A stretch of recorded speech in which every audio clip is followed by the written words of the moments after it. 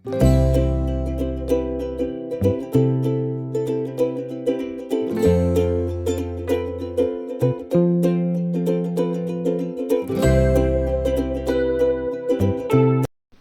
දැන් මුලින්ම ඕන වෙනවා අඹ කිලෝ එකක්. ඒ වගේම සීනි ග්‍රෑම් 500ක්. ඊට පස්සේ කුරුඳු කුඩු, කරාමු නැටි, කරඳ මුංගු වගේම ඊස්ට්. අපි ඊළඟට අඹ ටික මුලින්ම අරගෙන ඒ ටික හොඳට සාමාන්‍ය කෑලි හිටින්න විදිහට කපා ගන්න ඕනේ.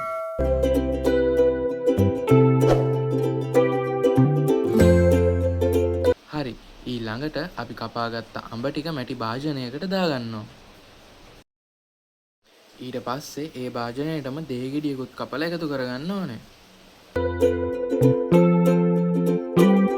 ඊට පස්සේ අපි ඒකට කරඳ මුංගු කරාමු නැටි ටික එකතු කරගන්න ගමන් වතුර ලීටර් 2ක් විතර එකතු කරගන්නවා. 2.5ක් විතර එකතු කරගන්නවා. ඊළඟට මම මේ භාජනයේ ලිපේ තියාගෙන මෙන්න මේ ගානට වගේ එනකන් හොඳට රත් කරගන්නවා. ඊළඟට මේ ටික නියමුණායින් පස්සේ ඒකට සීනි ටික එකතු කරගෙන සීනි කැට ටික දිය වෙනකන් හොඳට කලවම් කරගන්න ඕනේ.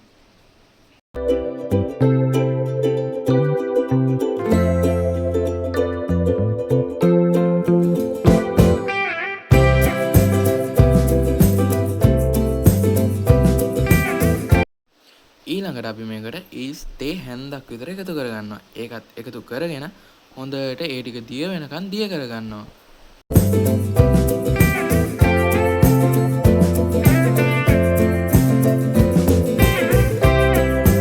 හරි. ඊළඟට තියෙන්නේ අපි හදාගත්ත මිශ්‍රණය භාජනයකට දාගන්න. මම මේකට වීදුරු භාජනයක් අරන් තියෙන්නේ. අපි දාගත්ත ඊස්ට් හින්දා මේක පැහෙනකොට ප්ලාස්ටික් භාජනයක් ගත්තොත් එහෙම ඒක දිය වෙන්න පුළුවන් හින්දා අපේ වයින් එකට.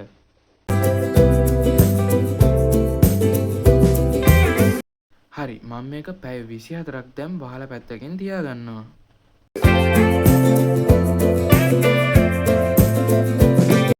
මේ තියෙන්නේ හරියටම පැය 24කට පස්සේ අපේ වයින් එක. හැමදාම එකම වෙලාවට දවස් 4ක් විතර මේක මෙන්න මේ විදිහට හොඳට කලවම් කරන්න. දවස් 4ක් විතර කලවම් කරලා දවස් 10ක් 8ක් විතර කලවම් කරන්නේ නැතුව නිශ්චලව තියන්න ඕනේ මේක. නිශ්චලව තියාගන්න ඕනේ කියන්නේ දවස් 4ක් විතර අපි මේක කලවම් කරාට පස්සේ පැහෙන සද්ද නතර වෙනකම් මේක තියාගන්න ඕනේ.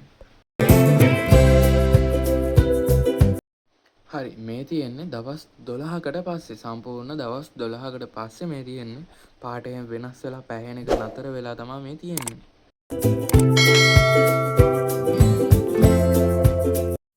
දැන් අපි මේක පෙරා ගන්න බෝතලයකුයි බටයකුයි ගන්න ඕනේ. මම මේ අරන් තියෙන බටේ නම් සේලයින් බටයක්. බෝතලේ නම් ජීවාණුවරණය කරලා තමයි අරන් තියෙන්නේ උණු වතුර දාලා. මම මේක විදි දෙකකට පෙරා ගන්නවා. පළවෙනි විදිහට පෙරා ගන්න සේලයින් බටේ ෆිල්ටර් එකක් තියෙනවා. ඒකින්ද කිසිම ජරාවක් එන්නේ නැති. ඒ කියන්නේ ඊස්ට් එහෙම එන්නේ නැති වෙන්න බෝතලය ඇතුළට මම ඒකෙන්ම පෙරා ගන්නවා.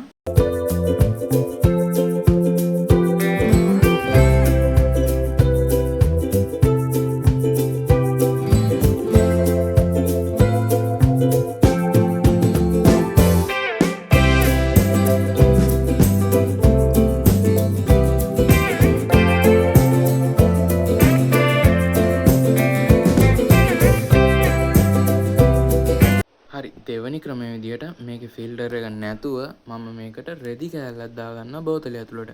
එහෙම නැත්නම් ඔයාලට මේක පුනීලයක් තියලා උනත් කරගන්න පුළුවන්. මම මේ බෝතලයට ඒ විදිහට ඊස් ටික රැඳෙන්න පෙරා ගන්නවා සම්පූර්ණම වයින් ටික. ඊස් ටික රැඳෙන්න කියලා කියන්නේ බටේ අඩිය ගෑවිලා බැරි වෙලාවත් මොන හරි ආවොත් පොඩ්ඩක් ඒක රැඳෙන්න තමයි මම මේ විදිහට රෙදි කෑල්ලක් දාගන්නේ. මේක මේ විදිහට හදලා අඩුම අවුරුද්දක් එකමාරක්වත් තියාගන්න ඕනේ නියම රස එනකන්. මේ තියෙන්නේ මම පෙරාගත්ත වයින් එක. හරි. තවත් රසබර වීඩියෝ එකකින් හමු වෙන බලාපොරොත්තු වෙන. අදට මේ වීඩියෝ එකෙන් සමු ගන්න. බයි බයි.